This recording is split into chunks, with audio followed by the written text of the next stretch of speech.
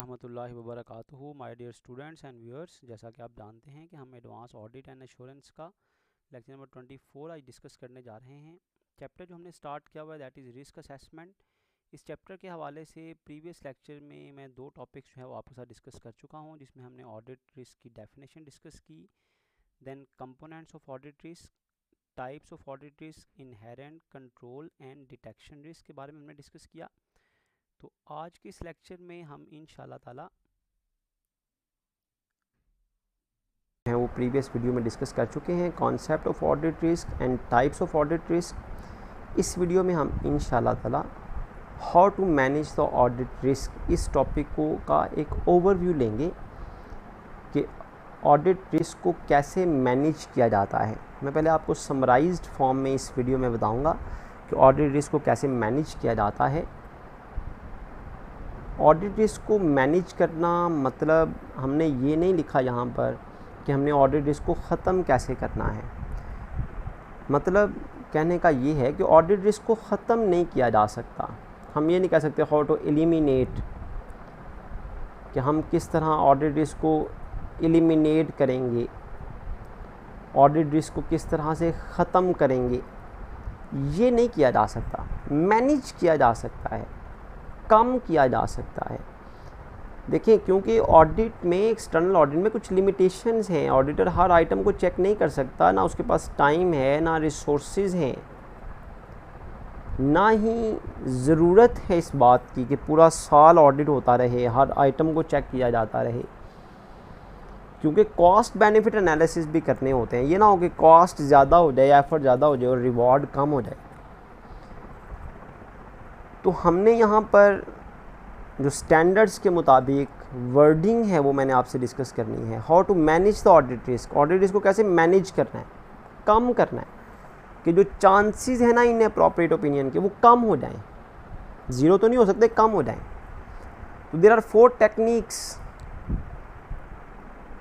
अगर आप वो अडॉप्ट करें तो आप ऑडिट रिस्क को मैनेज कर सकते हैं। मतलब कहने का कि इन अप्रोप्रिएट ओपिनियन के जो चांसेस हैं उसको कम किया जा सकता है, मैनेज किया जा सकता है, कंट्रोल किया जा सकता है। 4 एंगल से हम इसको डिस्कस करेंगे। सबसे पहले ऑडिट रिस्क को मैनेज करने के लिए ऑडिटर को किस किस्म का एटीट्यूड शो करना चाहिए। सेकेंडली, ऑडिट रिस्क को मैनेज करने के लिए ऑडिटर को ऑडिट एविडेंसेस कलेक्ट करने हैं। थर्डली, ऑडिटर को कंट्रोल करना है डिटेक्शन रिस्क को, उसे डिटेक्शन के जो चांसेस हैं उसे मिनिमाइज़ करना है, उसे कंट्रोल करना है। और थर्डली, ऑडिटर को परफॉर्मेंस मटीरियलिटी लेवल जो है वो डिज़ाइन करना है। ये वो 4 एंगल्स हैं, 4 एस्पेक्ट्स हैं जिन पे वर्क करके ऑडिटर ऑडिट रिस्क को मैनेज कर सकता है। तो 1 बाय 1 डिस्कस करते हैं जी। Attitude of auditor, audit risk को मैनेज करने के लिए ऑडिटर को किस किस्म का एटीट्यूड शो करना चाहिए। There are 3 types of attitude, कि जब ऑडिटर को अगर ऑडिट रिस्क को मैनेज करना है, ऑडिट रिस्क को मैनेज करने का मतलब ये हुआ जी कि उसे इन अप्रोप्रिएट ओपिनियन के चांसेस को अगर रिड्यूस करना है तो उसे 3 तरह का एटीट्यूड शो करना पड़ेगा। First, the auditor are required to carry out the audit with following attitude in order to reduce audit risk. The risk of overlooking मतलब अनडिटेक्शन, कि ऑडिटर चीज़ों को अनडिटेक्टेड ना रहने दे, मटीरियल में स्टेटमेंट्स को अनडिटेक्टेड ना रहने दे, इसलिए उसको क्या करना है, प्रोफेशनल स्केप्टिसिज्म का एटीट्यूड शो करना है, प्रोफेशनल बिहेवियर शो करना है और एथिकल होना है। 1 बाय 1 हम इसको भी डिस्कस करते हैं जी। प्रोफेशनल स्केप्टिसिज्म किसे कहते हैं? ये वो एटीट्यूड है, फर्स्ट एंगल, कि ऑडिटर को ये एटीट्यूड शो करने हैं ताकि ऑडिट इसको मैनेज किया जाए। उसमें 3 तरह के एटीट्यूड हैं जी, professional scepticism, professional behaviour and ethical. Professional scepticism का मतलब, स्केप्टिसिज्म कहते हैं एक कवर को, एक होल को, एक गुलाफ को। देखिए, जैसे आप डॉक्टर के पास जाते हैं तो डॉक्टर को आप अपनी जितनी मर्ज़ी तकलीफ़ बताएं, उसको रोकर दिखाएं, आप को कोई ज़ख़म हो गया है, कोई एक्सीडेंट हो गया है, जितनी मर्ज़ी परेशानी में है, डॉक्टर कूल माइंड होकर आपका ट्रीटमेंट कर रहा होता है, उसको कोई परवाह नहीं होती। अपेरेंटली देखा जाए तो वो बड़ा रिलैक्स होकर अपनी ड्यूटीज़ परफॉर्म कर रहा होता है, किसी की डेथ के बारे में बताना हो तो वो ये नहीं कि उनके साथ रोना शुरू कर देता है, या किसी की बीमारी में, किसी की तकलीफ़ में उनके कहता जी मैं आपके दुख में बराबर का शरीक हूँ, ऐसे वर्ड डॉक्टर नहीं इस्तेमाल करता। वो एक स्केप्टिसिज्म में रहता है, एक गुलाफ में रहता है, एक आर्टिफिशियल एनवायरनमेंट में रहता है। उसको ये सिखाया जाता है कि भाई तुम्हारा कोई कंसर्न नहीं, बीमारी मरीज़ की तकलीफ़ से, तुमने दिल से इलाज नहीं करना, दिमाग से इलाज करना है। इसी तरह ऑडिटर जब ऑडिट करने जाए तो उसे स्केप्टिसिज्म में रहना है, उसे लोगों के साथ दोस्तियां नहीं बनानी, उनकी हाँ में हाँ नहीं मिलानी, उन पर ट्रस्ट नहीं करना, बल्कि ऑडिटर को क्वेश्चनिंग माइंड के साथ जाना है, क्रिटिकली असेस करना है एविडेंसेस को ये नहीं कि जो उसे एविडेंस देगा उसको सच्चा मानता जाए, कहता है ठीक है जी जैसा आप कह रहे हैं वो ठीक होगा। क्रिटिकली असेस करे, तनकीदी नुक्ता निगाह से हर एविडेंस को असेस करे, और हमेशा being alert to the situation, alert रहे, चौकस रहे, होशियार रहे ऐसे सारे इवेंट से, सिचुएशन से which might indicate possible misstatements due to error and fraud. ऐसे सारे हालात, ऐसे सारे सिचुएशंस के बारे में अलर्ट रहे, चौकस रहे, होशियार रहे कि किसी भी एलिमेंट की वजह से जो है वो एरर हो सकता है, किसी भी एलिमेंट में एरर हो सकता है, फ्रॉड किया जा सकता है, मिस स्टेटमेंट्स की जा सकती हैं। तो ऑडिटर को प्रोफेशनल स्केप्टिसिज्म में रहना है। जैसे पुलिस कंप्लेन करते हैं, पुलिस जब तफ्तीश के लिए आती है तो वो हर किसी को इन्वेस्टिगेट करती है, चाहे कोई कॉल करने वाला ही क्यों ना हो, वो उनसे भी इन्वेस्टिगेट करते हैं, मुमकिन है उसी ने कुछ किया हो, वही कल्प्रिट हो। तो ऑडिटर को भी क्या करना है, एक स्केप्टिसिज्म में रहना है। इस तरह फिर वो क्या होगा, जब एविडेंसेस को क्रिटिकली असेस करेगा, क्वेश्चनिंग माइंड के साथ जाएगा, तो वो ज़्यादा बेहतर एनालिसिस कर सकता है, ज़्यादा इजीली वो डिटेक्ट कर सकता है मिस स्टेटमेंट्स को। तो ऑडिटर को प्रोफेशनल स्केप्टिसिज्म में रहना, जैसे वकील प्रोफेशनल स्केप्टिसिज्म में रहते हैं, जैसे डॉक्टर्स रहते हैं, जैसे टीचर्स हैं कि प्रोफेशनल स्केप्टिसिज्म एक डिफरेंस होता है स्टूडेंट टीचर का। तो ऑडिटर को भी इस तरह अपने क्लाइंट के साथ स्केप्टिसिज्म में रहना है।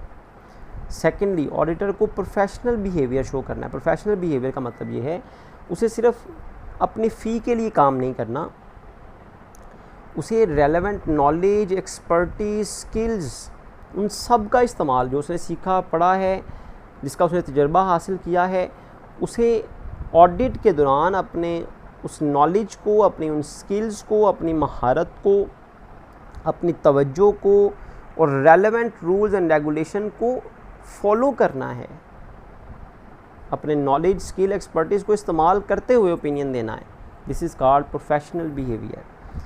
नॉन प्रोफेशनल का मतलब क्या होता है, जो कायदे कानून को फॉलो नहीं करता, जो जल्दबाजी में काम करता है, लालच के लिए काम करता है, जो काम को सही अंदाज से परफॉर्म नहीं करता। तो ऑडिटर को क्या करना है, ऑडिटर को अगर ऑडिट रिस्क को मैनेज करना है तो उसे प्रोफेशनल स्केप्टिसिज्म में रहना है और प्रोफेशनल बिहेवियर शो करना है, रेलेवेंट नॉलेज, स्किल और एक्सपर्टीज़ का इस्तेमाल करना है इन मेकिंग इन्फॉर्म्ड डिसीजन, ताकि इसकी बेस पर वो ओपिनियन दे सके।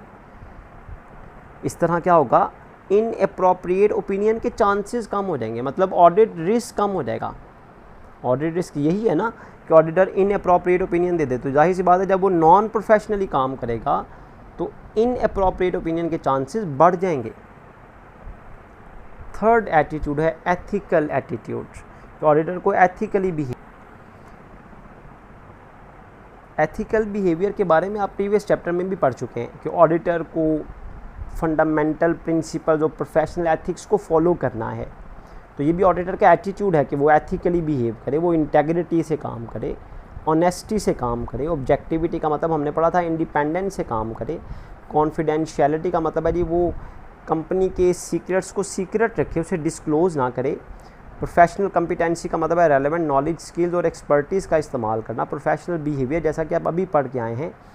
तो एथिकल होना मतलब fundamental principles of professional ethics, जो कि हमने प्रीवियस चैप्टर में पढ़ा भी था इसके बारे में, उनको शो करें। तो इनको दोबारा एक्सप्लेन करने की ज़रूरत नहीं है, ऑलरेडी इसके बारे में वीडियो जो है वो अवेलेबल है। तो ये 3 तरह के एटीट्यूड हैं जो ऑडिटर को शो करने हैं, professional scepticism, professional behaviour and ethical. ये एटीट्यूड शो करने हैं ताकि क्या किया जा सके, ऑडिट रिस्क को मैनेज किया जा सके। How to manage the audit risk का फर्स्ट पॉइंट है जी एटीट्यूड ऑफ ऑडिटर, कि ऑडिटर को एटीट्यूड शो करना है प्रोफेशनल स्केप्टिसिज्म का, प्रोफेशनल बिहेवियर का और एथिकल बिहेवियर शो करना है, ताकि इनअप्रोप्रिएट ओपिनियन मतलब ऑडिट रिस्क के चांसेस को मिनिमाइज़ किया जा सके। उम्मीद है आपने इसको भी अच्छी तरह अंडरस्टैंड कर लिया होगा। Second technique to manage the audit risk is about audit evidences. Audit evidences क्या हैं, then control on detection risk and performance of performance materiality level क्या है। इंशाल्लाह ताला इन तीनों टेक्निक्स को हम नेक्स्ट लेक्चर में डिस्कस करेंगे। तो ये टॉपिक जो है हमारा कंटिन्यू रहेगा नेक्स्ट लेक्चर में, how to manage the audit risk. आज के लेक्चर में हमने जो डिस्कस किया, मैं एक दफ़ा आपको ओवरव्यू करवा दूं। हमने कॉन्सेप्ट ऑफ ऑडिट रिस्क के बारे में पढ़ा, ऑडिट रिस्क की टाइप्स के बारे में पढ़ा, देन हमने डिस्कस किया how to manage the audit risk. उसका first point attitude of auditor. उम्मीद है आपने इसे अच्छी तरह अंडरस्टैंड कर लिया होगा। कोई भी क्वेश्चन हो आप यूट्यूब चैनल पर भी कमेंट बॉक्स में पूछ सकते हैं और व्हाट्सएप ग्रुप में भी पूछ सकते हैं। जज़ाकुमुल्लाह खैर।